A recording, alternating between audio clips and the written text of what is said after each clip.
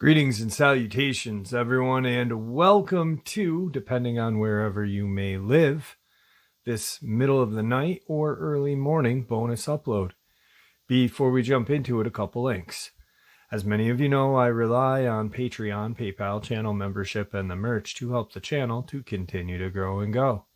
Links to Patreon, PayPal, and channel membership is in the description below. Merch displayed directly under the video. Also, Dogman Frightening Encounters, Volume 1 through 3, the audiobook versions. They were written and researched by Tom Lyons, narrated and produced by me, Jeff Nadolny. Those audiobooks are available on Audible, Amazon, and iTunes, links to which are also in the description as well. And finally, last but definitely not least, if you'd really like to help support the channel to continue to grow and go, simply subscribe. It doesn't cost you a cent. Click that like button, takes half a second. If you don't want to miss out on any of the informative uploads I put out daily, click that bell icon, and folks, please leave a comment. Why? Well, because all these things really do help the channel to continue to grow and go, and yes, folks, they definitely do matter. Now, everyone, I've taken far too much of your time.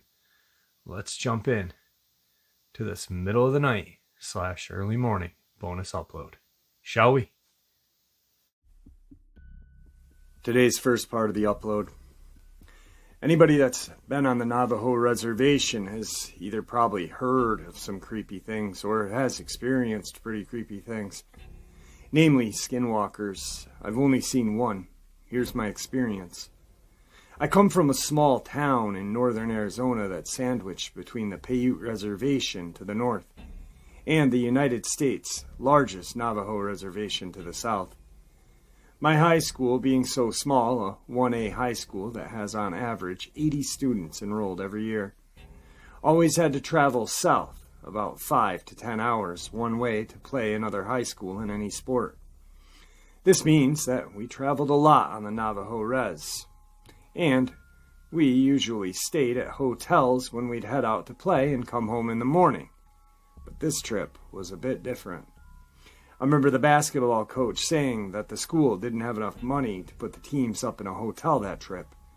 So we were going to be on the road for a total of about 12 hours.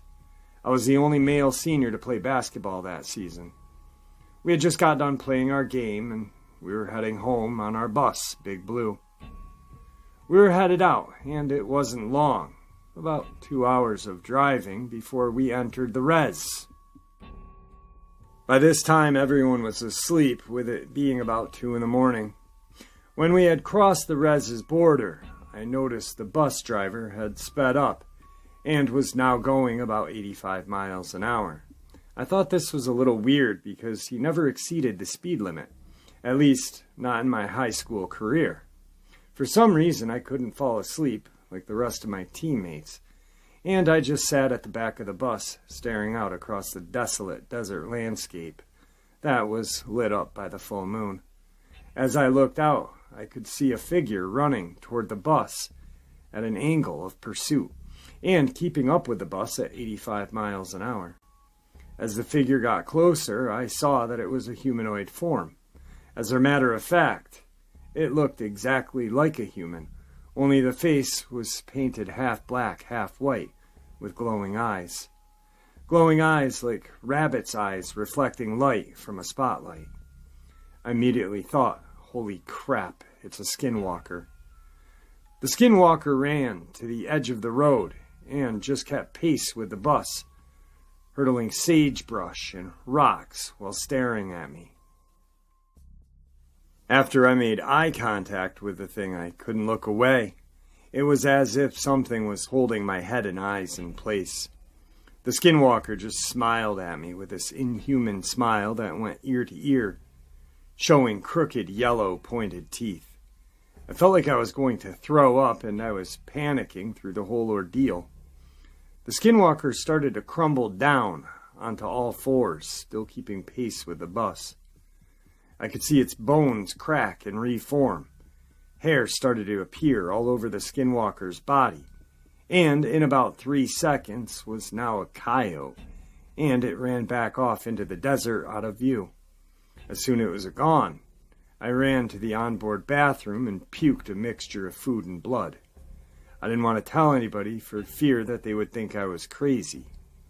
I confided in my Navajo friend. She told me that I needed to see the chief, who also happened to be a friend of mine, and get blessed. I saw him the next school day in the parking lot. He just came up to me and mumbled something in Navajo while waving a feathered scepter-like thing, turned around and got into his truck and drove away. To this day, I've never seen another skinwalker. It might be due to the fact that I moved away from that town and the res. If I do go south, I go around. Way around. Today's second part of the upload. The first sighting was July of 2019. I was on the phone with my boyfriend in rural Arizona. I was sitting in my truck at the time, parked, facing my house to the east. With him and I, we would be on the phone till one of us fell asleep. This night it was him, and it was around 10 p.m. I tried multiple times to wake my boyfriend up, or to see if he was asleep, and I hung up. After the call ended, I felt this feeling like I was going to see something scary and tried to shake it off. I looked behind me to the west, and toward the northwest is a lot with a giant streetlight in the middle of the property. In the area between the lot and my house is a ditch.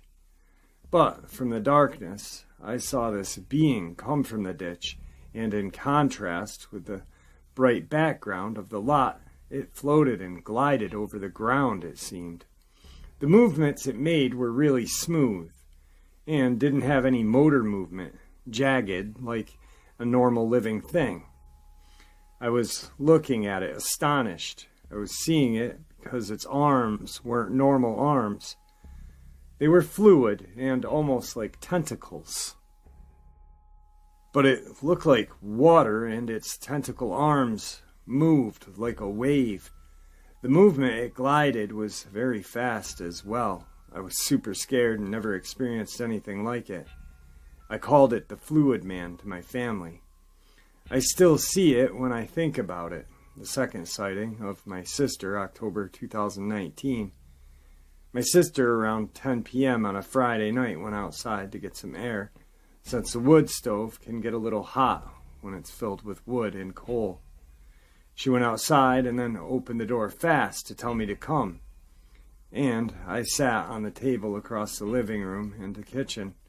When I ran over, she said the thing was gone, and she saw something rise out of the ground like a zombie, above the ground 20 to 30 feet in the air.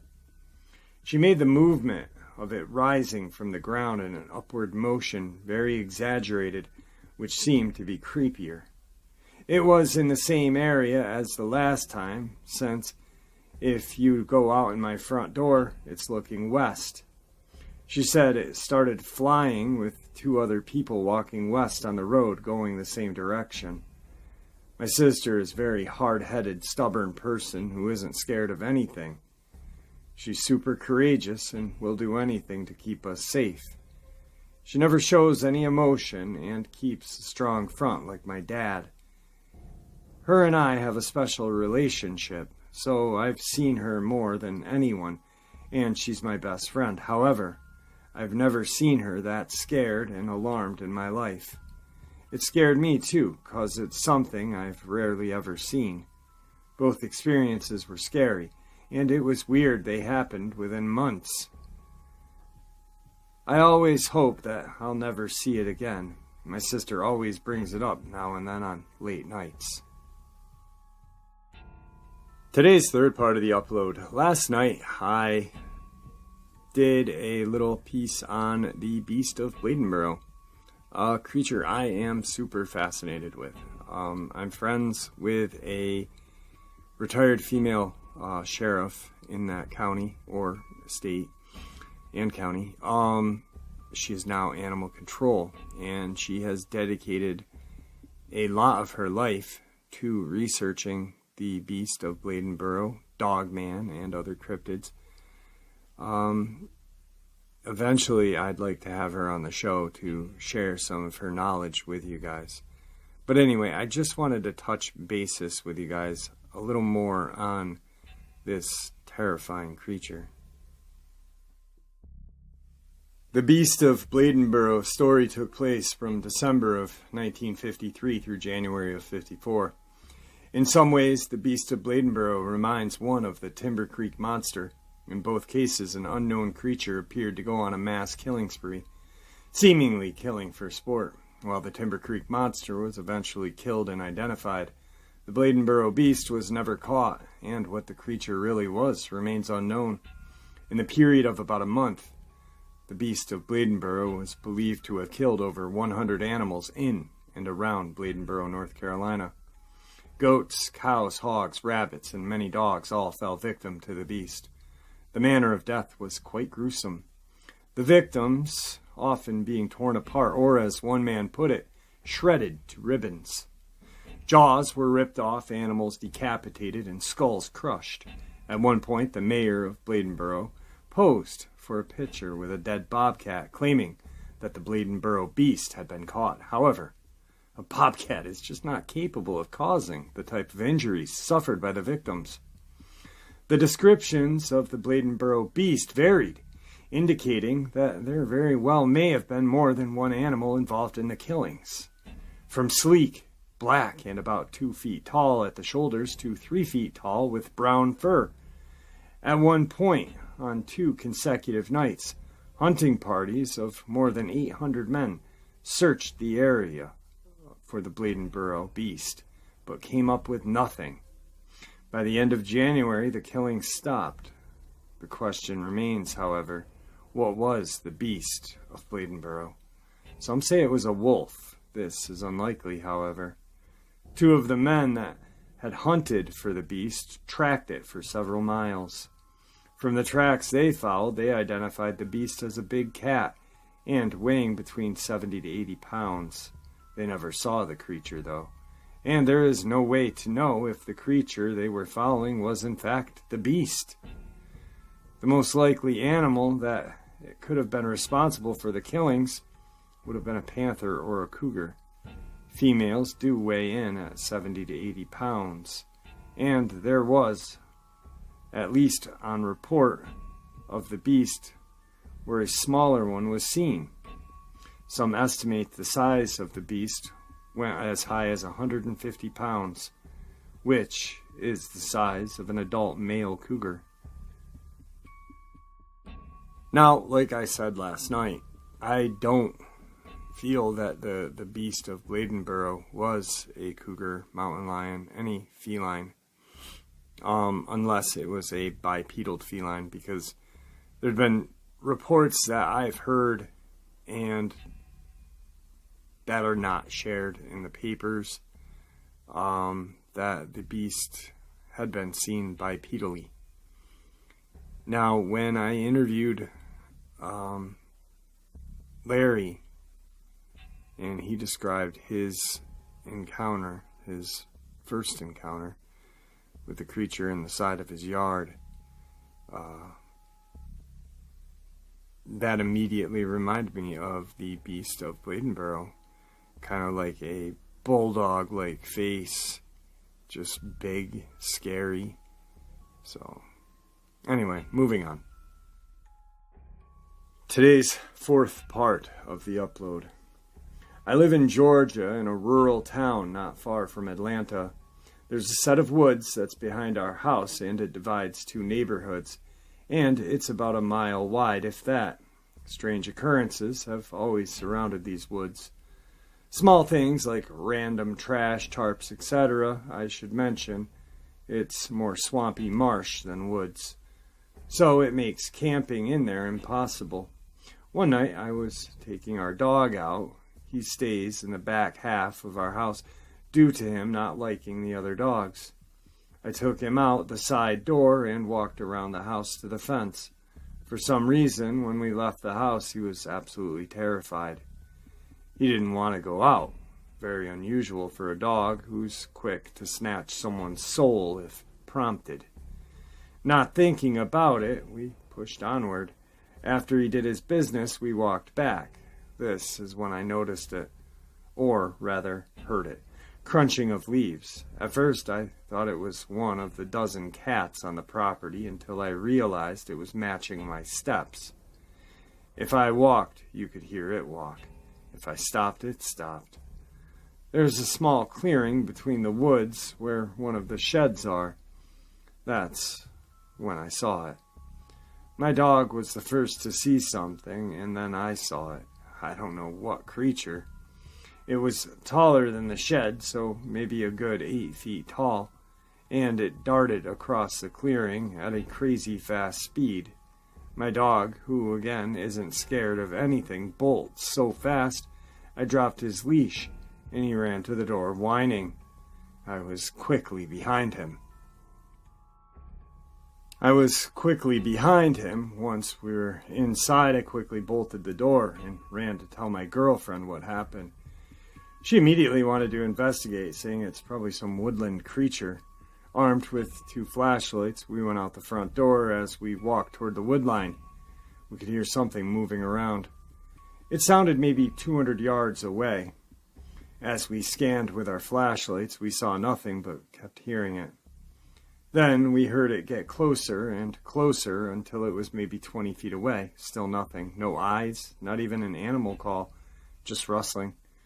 My girlfriend, now scared, heads for the house. I decide to check with the neighbors to see if maybe one of their dogs got out. When I arrived at his house, my neighbor, who we'll call Dave, explained that all his dogs were accounted for. Curious, he came to investigate. This is when I noticed that whatever this thing was followed me along the wood line to Dave's house, and now was behind Dave's house. Gun in hand, we went into his backyard scanning for something. We could hear it rustling, or maybe running, about 100 yards away in the thick swamp woods. Way too thick for a person to walk in it, let alone run. Then it stopped. It went dead silent. Scanning on the edge, we heard and see nothing. And then bam! All of a sudden it was 5 feet in front of us, sprinting at me.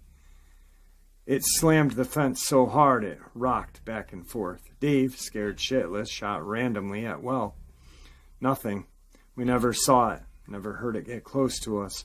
Again, as I mentioned, the woods are thick, too thick to run in. So what the hell? Did it teleport silently in front of us? Spooked, we were about to run. Then we heard it speak. It was human in nature, but not English. It sounded alien-like. Not a known language. Dave, a hunter for 40 years, still to this day cannot explain what it was. Anyway, we heard it, then we bolted. He covered me, and I ran to my house. Not 10 minutes later, we both hear a loud explosion coming from the woods. It shook our houses and flickered our power. I ran outside to see what it was, and of course nothing. But when Dave came out and confirmed he felt the same thing, we were both once again terrified. Moments later, a few strangers from the neighborhood came driving down our cul-de-sac, and they all agreed that the blast sound they heard came from behind our house. 911 was called, and 2 police officers interviewed us separately. Our stories matched. The responding officers refused to go anywhere near those woods. They took the report and left. To this day, we're still not sure what we encountered.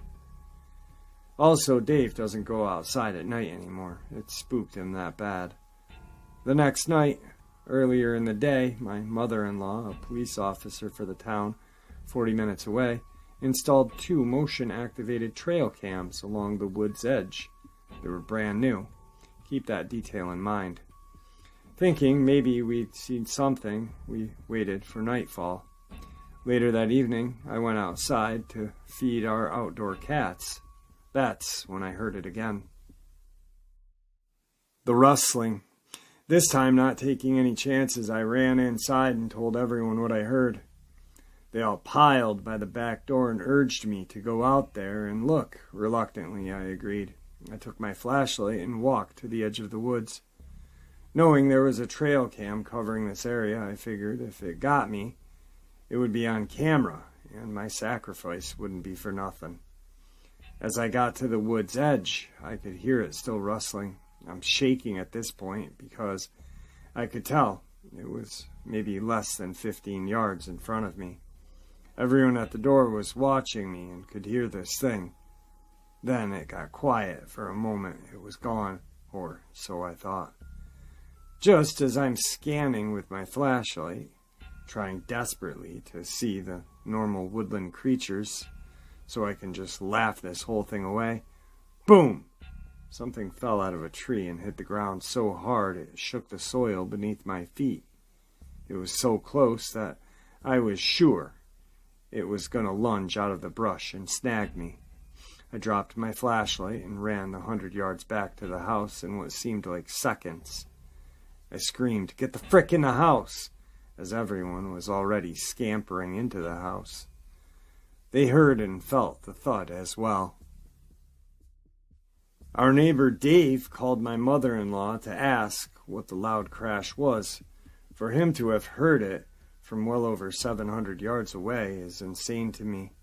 Once the adrenaline died down, we realized that this happened right next to the trail cam.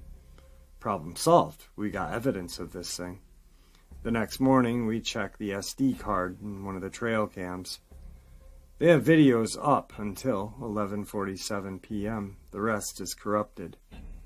They were both brand new trail cams and SD cards. We reset everything and set them back up. And to this day, we've still never encountered the creature again, nor caught anything on camera. Alright folks, just a quick bonus upload to get us through this night into tomorrow. As you all know, total eclipse. Cannot wait. I will be in the Adirondacks. Guys, thank you for supporting this channel. Your support is what makes this channel continue to grow and go, and honestly what makes it a place where people can share their theories, ideas, and experiences with zero judgment, zero ridicule, and 100% respect. That's all on you guys, the community you've created in the comment section. Thank you. Please stay safe, happy, healthy, and ever vigilant, keeping an eye on our children, pets, family, and friends. These creatures are real. They are out there and they are dangerous. Share this info with the people you love and care about, and it may just help save their lives someday. Until next time, never stop asking questions, never stop searching for the truth. And God bless.